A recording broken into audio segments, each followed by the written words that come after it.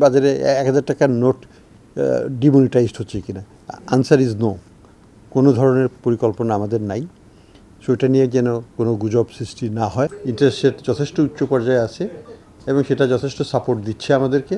যথাযথভাবে আমি মনে করি ৬ থেকে ৮ মাসের মধ্যেই আমরা মূল্যস্ফীতিকে সিঙ্গেল ডিজিটের মাঝামাঝি নাগাদ, মানে ৫-৬% মধ্যে নামিয়ে আনা সম্ভব হবে বলে আশা করি। তাই করি না কেন, আমরা যারা দোষী তাদেরকেই টার্গেট করব, কিন্তু বিজনেস প্রতিষ্ঠান বা সেগুলোকে টার্গেট করা হবে না। এই জন্য যে সেখানে অনেক শ্রমিক নিয়োজিত আছে এবং সেখানে আমাদের অর্থনীতি সেটার সাথে জড়িত। আমরা কিন্তু প্রতিষ্ঠানকে টার্গেট করছি না।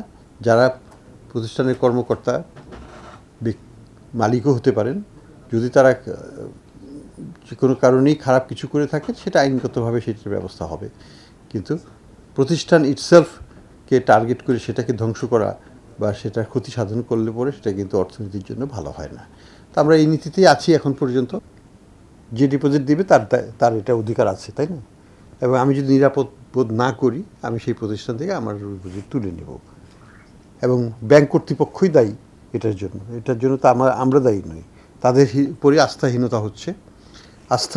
আস্থা রাখার সেন্ট্রাল ব্যাংক তো স্যার এই অর্থে দায়ী যে সেন্ট্রাল ব্যাংক তো স্যার তাদের নিশ্চয়ই স্যার জানেন, আপনার সঙ্গে আমরা বিভিন্ন সময় কথা বলেছি, কারেন্ট অ্যাকাউন্ট মাইনাস করে না। আমরা এখন আর তাদেরকে সাপোর্ট দেব না। আমরা কি এখন কোনো সাপোর্ট দিচ্ছি? আমরা আর কোনো সাপোর্ট দিচ্ছি না। এখন যদি তাদের ব্যাপারে সিদ্ধান্ত যাই হোক না কেন, আলটিমেটলি ডিপোজিটরদের কনফিডেন্স যদি না থাকে সেই ব্যাংকের উপর, সেই ব্যাংকের ম্যানেজমেন্টের উপর, তাহলে সেই ব্যাংক চলতে পারে না।